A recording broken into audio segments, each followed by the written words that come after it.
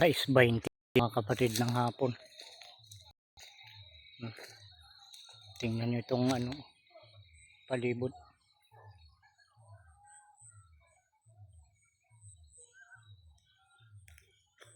Ganda ng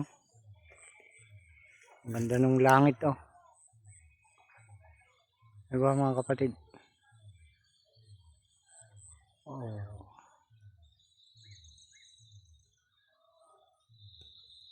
Linggo ngayon mga kapatid, pizza 2 ng Mayo. Aliwalas ng paligid oh. Ang ganda. Oh.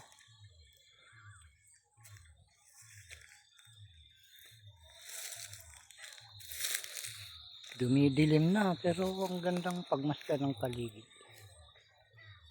Oh, diba, mga kapatid. Yung masdan nyo, hindi nyo na makita, may mga taon dumadaan dun oh. Madilim na talaga. Hindi nyo na mapansin yun.